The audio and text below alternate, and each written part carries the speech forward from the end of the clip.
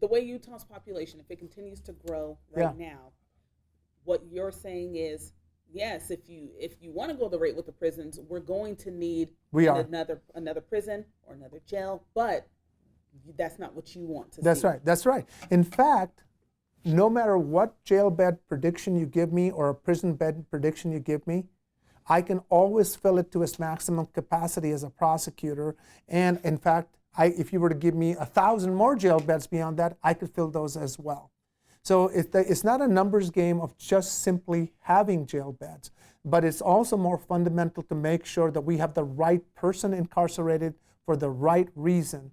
And we have exhausted every methodology that's available to us to remove them from the criminal justice system where appropriate. So take people who are mentally ill or people who are drug addicted. Can we send them to prison? Absolutely. And then they recidivate at a certain rate upon release. But if we get them into treatment and we get access to treatment for those two populations that I spoke about, the return on investment is that we can actually reduce the frequency with which they cycle into the prison or jail, and thereby reducing the need for them. And that really is the more important question. But there's no doubt in my mind, if we don't do anything, we're going to be building a lot of jail beds and we're going to be locking up a lot of people. So we're talking numbers, so I want to read you some. Sure. We'll just start from the top. According to the Utah Foundation, in 2016, Utah's state prison population rate of 201 per 100,000 state residents was the seventh lowest in the country. However, the local jail incarceration rate of 357 per 100,000 was the 15th highest. So clearly that means they're saying from 2014 to 2016, Utah's prison population has decreased, but our jail population has increased. That's right. Why? Well, one of the reasons is justice reinvestment that was passed by the legislature. The idea was noble and continues to be that we want to reduce aggressively the number of people who are going to prison. But when they passed that and we did not do full Medicaid expansion at 138% of the poverty level, the access to treatment that was necessary a part of justice reinvestment never got funded. So we artificially, in my humble opinion, aggressively pushed to reduce people from prison, but we did it at the expense of the counties by increasing their bed count. So that's why the counties through the state raised those concerns to our legislature to say this is an unfunded mandate that's being passed on to the counties. That's why myself and Salt Lake County was very vocal in asking for full Medicaid expansion to have the treatment dollars in place at 138% of the poverty level, because for any given time, about 60 to 65% of my county jail would benefit directly from full Medicaid expansion. So to some extent, this has been the creation of this JR, one of the byproducts of justice reinvestment. Good intention, but bad outcome due to lack of appropriate funding. So now when Proposition 3 was passed for full Medicaid expansion, if it goes into effect and our legislature doesn't tweak it, then we may find some relief. But it's really the lack of those treatment dollars which are necessary.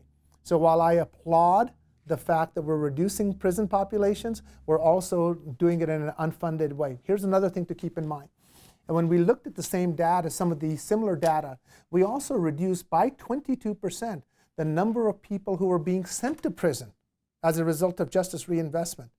Now, while that seems something exciting to celebrate, when you drill down, we also learn while we decreased by 22% the Caucasian population going into prison, we also increased at the same time by 21.5% minorities who were being sent to prison at the same time. So what that really tells us is that while we can celebrate the fact that we reduced one set of the numbers, we disproportionately increased for minorities their access to prison. And so here was another good intention with a bad outcome. But somebody's got to fill the beds, right? Somebody's got to fill the beds, and the question is the right person filling the bed?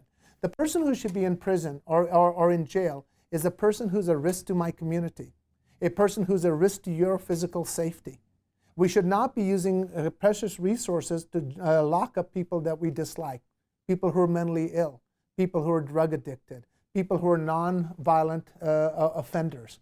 The prison really should be that stopgap of removing a person from society of an ongoing risk that we have.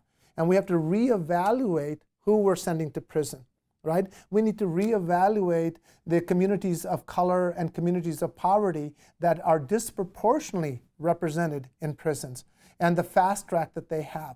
And we need to have an honest conversation with our policymakers to make the hard decisions early in the equation, to make investments in education and in public health and in affordable housing and access to jobs and all of those elements where we don't make those investments, and as a result, they create crisis in our community. We over-rely on law enforcement to be our public safety managers and crisis managers, and in application, they disproportionately impact communities of color and communities of poverty.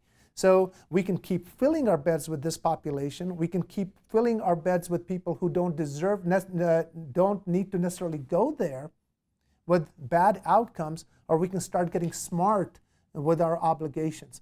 So I'm not saying that we will not have to build jail beds or prison beds, but the methodology goes like this.